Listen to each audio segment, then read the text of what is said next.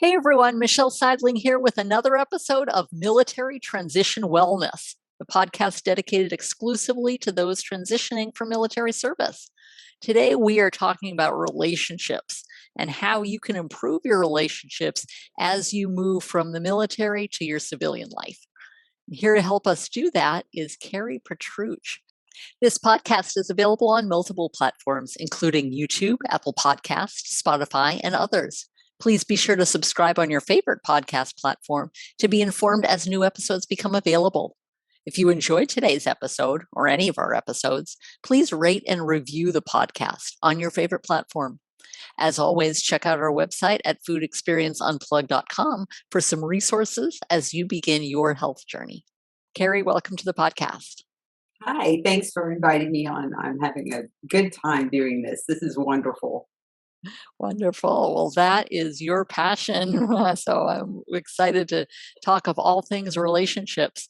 But to begin with, will you take a moment to introduce yourself and what brought you to this point in your life? Why the direction of relationships? I am a master relationship coach, and I help people to have more joy and excitement in their relationships. I also help military service members to transition from the closed world of the military to civilian life, and it's a passion of mine. I want people to successfully transition, and what brought me here is being a military spouse for 27 years and having that military life, walking through transitioning from that world, which is very closed, to this great big world of civilian life. And I spent all of my adult life in military life. So until I transitioned, I learned a lot, I wanted to be a relationship coach. I wanted to help people do that, but I also like to help military members to transition because it was such a difficult transition for me. And I wanted to help other people so that they could have a better way with their relationships as couples and their relationships with people on the outside. Yeah, so. Fantastic. I love that. Just how you're paying it forward, how you're using your own experience as a military spouse. Right. And so how you mentioned it was a real struggle for you. So what could you kind of give us some context with all of that? Right. Coming out of the military life, there were things that I just didn't really think about. Like, I'm going to the commissary. What's a commissary? Asking, used to, when you're in the military, it's common for us to ask, what was your last duty station, to start a conversation. Mhm. Well, you get into the civilian world and they go, what's a duty station? If I want to connect and talk about where someone's been in the world, well, then I found that most people hadn't been all over the world and couldn't connect with me.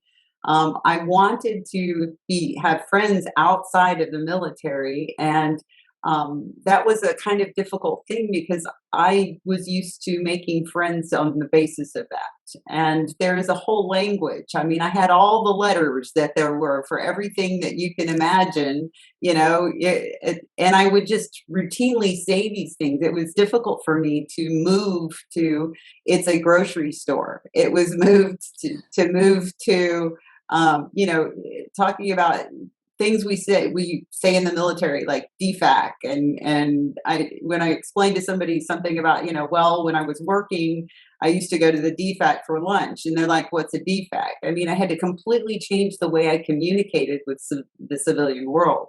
Also, the major change for me was in my resume, and I had all of these things in my resume that I had done for civil service, but those things didn't necessarily translate to someone when I was looking for work as soon as we got out of the military. It was what is this, what is that, what is this, what is that, and I had to learn to translate my experience into the civilian world, and so that I could get a position. Okay, fantastic. So you and your husband, you were dual service for several years then. No, no, I worked for civil service for a Okay. while. For a long Okay. time, I was a stay-at-home mom, but I did work for civil service. I used to run the deployment center in Wiesbaden, Germany. Okay. Right. Fantastic. But you still had you were a civilian, but you still had all the lingo, his situations, and so forth. Oh, yeah. Yeah. Well, my life was we lived on military installations almost our entire military career. So my world was really closed. We went to church and we went to the grocery store and we went to get gas, and everything that we did was on the installation. So I really did have a closed world. Even my kids went to school on the installation. So it was just a really closed experience for me and a really difficult transition into civilian life. I didn't know where I fit in. I didn't know where I belonged. Okay. And at that time, was were there any services or groups to kind of help you kind of pave the way, so to speak?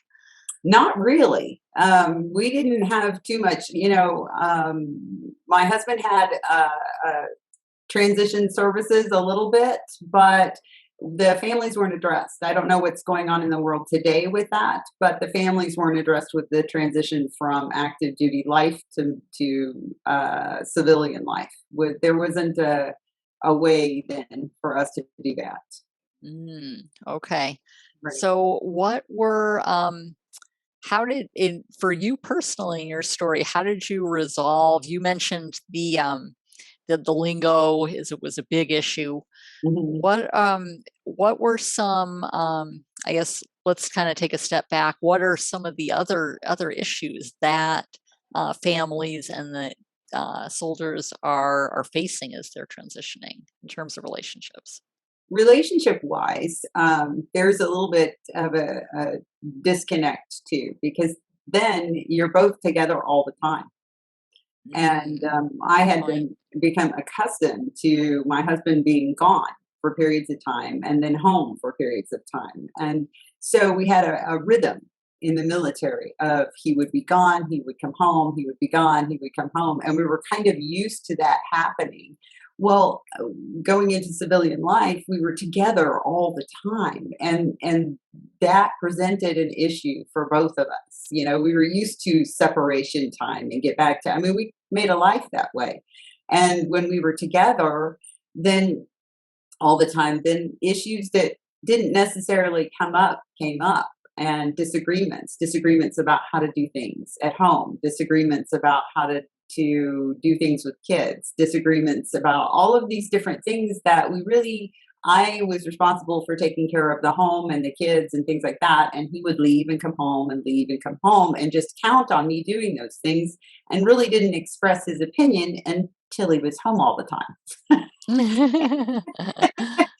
Oh, And of course, at the time, without the training in relationships, without the training as a coach, I had difficulty with understanding and having that understanding, which is so important for spouses to have for their active duty military members. Not only are they changing their entire world when they transition into civilian life, I mean, everything that they've known for a long, long time has been there.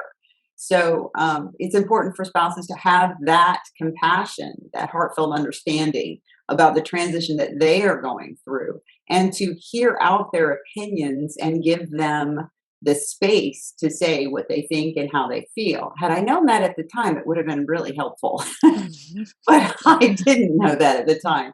They're transitioning. Uh, the active duty service member is, the spouse is transitioning. The service member is learning how to make friends on the outside world. The spouse is learning how to make friends on the outside world. So it's a really big thing. And if you have kids still, when you transition from active duty to um, the world of civilian life, the kids are also having difficulty, because they've become accustomed to your spouse being the active duty service member being gone and back and gone and back, same rhythm. They're used to that too. Well, now the active duty service member is home all the time. And again, they're having difficulty with all of that. So it shakes up the family a bunch. It really does shake everybody up. You're moving. It's like moving from one culture to a completely different culture and having to learn an entirely new way of living and new way of communicating with each other. And it really is a difficult time. But the best way for couples to get through that is to have that heartfelt understanding and to practice listening. And I like for military couples to start dating again, going out on a date with each other, have a date night at least once a month. Never, don't let any more time than that go. Have a date night, go out into the civilian world and do civilian things together, and reignite that relationship. Spend that time together, kind of, reigniting your love. Not that Mm. the love's not there. Don't get me wrong. It's just it's things have changed, and so the two people that you want to take care of the very most is the two of you together, because nobody knows your relationship like you do. Okay. Wow. Now, from your own personal situation, since the resources weren't there, Mhm. how did you resolve with your husband being gone and back several times, and in situations with your kids? All how did What was your process per Uh, se of so addressing those things? then my process then is not what I teach now. Truly, truly. And it's been very successful what I teach, but then the process took us, I think it took 2 years to transition. And that couples need to be prepared for that. That mindset change, that way of living takes time, and be gentle on yourself with that time. That making friends in the civilian world took me a couple of years to transition. That feeling like I had to move, didn't go away. For like, I had to be in one place for 3 years, and I had that sudden urge, it's time to move, and I need a new place, and we got to do new things, and that doesn't happen. And I had to get through that and understand that and transition, and I had to do that with help. I went to talk to a counselor to get through that. I found a counselor who had lived a life in the military as a child and as a spouse, and so she really completely understood the transition from military life to civilian life. And I tell you, if those things aren't addressed, what I have found is the relationships don't last. If the service member doesn't transition well and the spouse doesn't transition, if they don't do it together as a team, then the relationships fall apart. Absolutely. Love that sense of teamwork, that sense of, hey, we're gonna get through this, Hmm. whatever it is. Right. Now, as a great segue, what do you emphasize in your work with clients who are transitioning, as far as addressing these situations? So to have heartfelt understanding and practice that heartfelt understanding, and I have lots of exercises to help them do that. It is to have compassion and understanding for someone else's struggle to get through things is important. The second thing is to make sure that you take care of your love, and make sure that you date each other, dedicate time for each other. And the third thing that helps is to practice speaking in civilian speak. To make the transition and stop saying commissary, start saying grocery store, stop. When the two of you as a couple talk to other people who are not in the military, talk about things that you have in common that don't have anything to do with the military and traveling, and because people just don't understand that kind of life. They What I found is that people on the outside think of all that world travel as being so glorious, and it's really not. In the military, we don't have the money for it to be that glorious. We make do, we travel when we're in a foreign country, but we don't get to stay in grand hotels and do all this stuff that they see on there. So they can't really identify with that kind of life. I remember as when we were younger and had, no money, and we were in Italy. Well, we would pack up the little ones and get on a train, and we would go camp at a campground in Italy because we couldn't afford a hotel. We still traveled, but that's how we saw the different places that we lived. And that isn't something that most civilians can really understand. So, Mm. God, wow, absolutely. Just kind of by decompressing yeah, yeah. and moving forward. Now, will you give us some examples of those with whom you've worked as they have kind of wrestled with these situations and things that have worked for them? Right. There was a couple recently that I talked to, and they came in to my office, and they're headed for divorce. That was it. He retired from the military. They had been fighting all the time. He was home all the time. She was home all the time, and it was just becoming this fight fest. Argue Mm. about over every little thing in the world. And what I did was the first thing I did was draw them into what got them together in the first place. How did you fall in love? How did you meet? How did you do this? And it's funny the smiles come on their faces. All of the fighting, all of the arguing, everything just melts away when they think about how did you get together in the first place? What love brought you there? And then the questions are when was the last time you held hands? When was the last time you slow danced in the middle of the living room to your favorite song?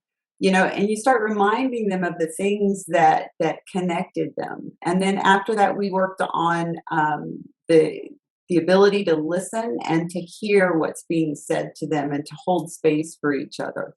Um, we went through a 6-week program together. At the end of it, they were smiling, kissing, and holding hands, and they were working on changing the way they talk to each other. They were working on doing that civilian language.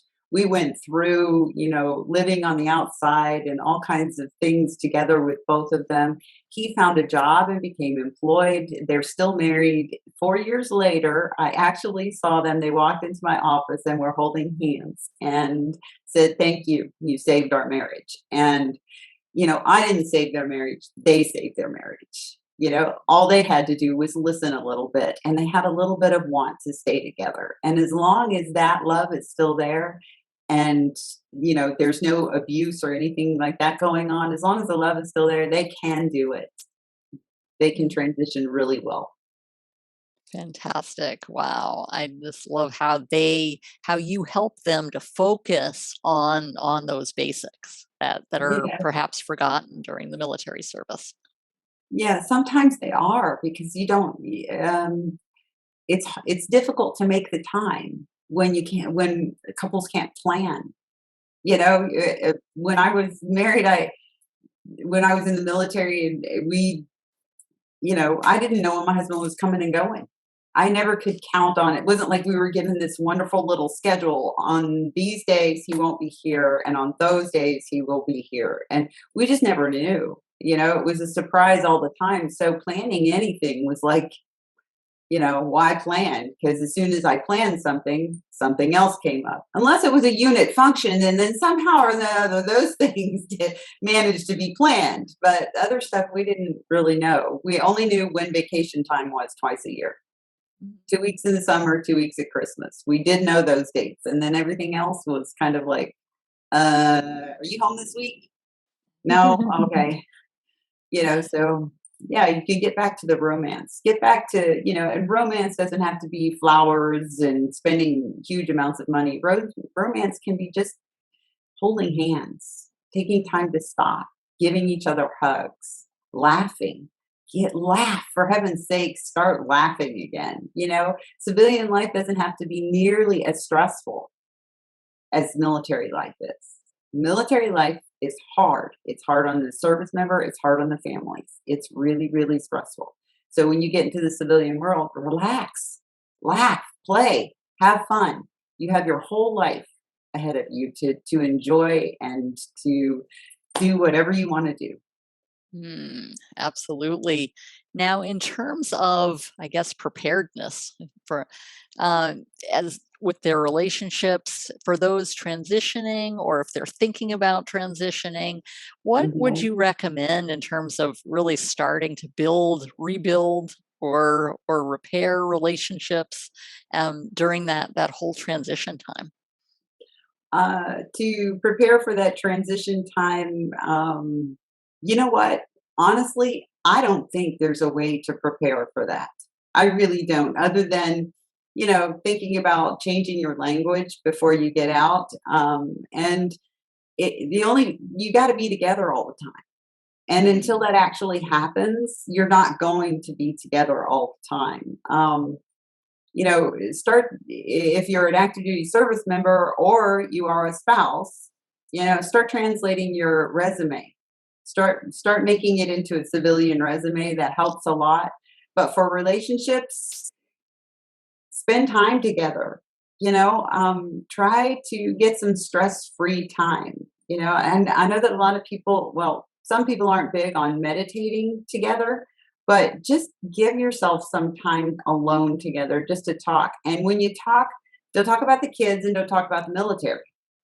Either one. Start developing a way of talking to each other that doesn't have talk about your favorite music. Talk about anything else, but do not talk about the military and do not talk about the kids. And watch how much you grow together. And hold space for each other. The transition is just as stressful as military life, but once it's done, a whole new world opens up. Absolutely.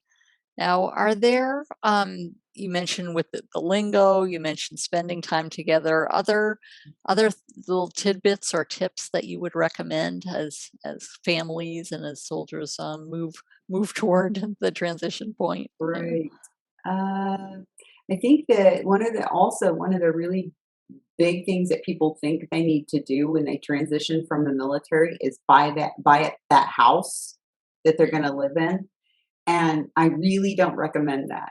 What I recommend is for the first year is to rent an apartment or rent a house just for the first year, because where you want to live or settle and what you want your home to look like, it may change in that first year. What you think you want may not be what you really want. We have ideas when we're in the military of what we want to do. We all talk about it. What do you want to do when you get out of the military? Well, I want this kind of house and I want to live in this place. And you get to the place and that may not be where you want to settle. So my advice to you is allow for that transition, rent a home or an apartment for just a year so that you can truly make the decision about what you want to do. Look, your VA benefits aren't going anywhere.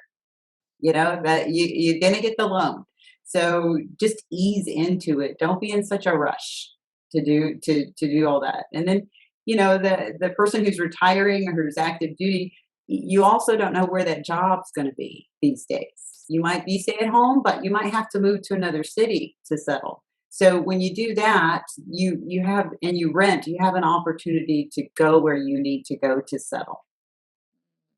I love that. Fantastic. Just with having that flexibility for at least the first year. Yeah, the first year. I mean, it's a whole. I mean, the military wants us to think in a certain way. You get kind of not trying to offend anybody, but we get kind of brainwashed. This is the way the world is. This is how we live. This is what we do.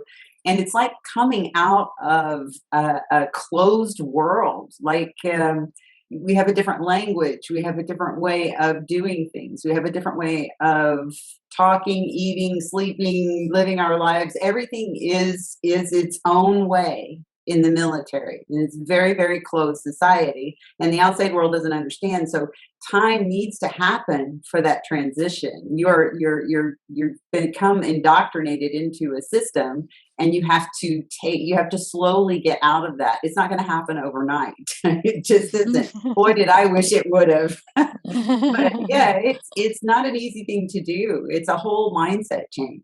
It really truly is. And it's a mindset of freedom, the realization that you absolutely are free and you are absolutely not controlled is Mm, phenomenal.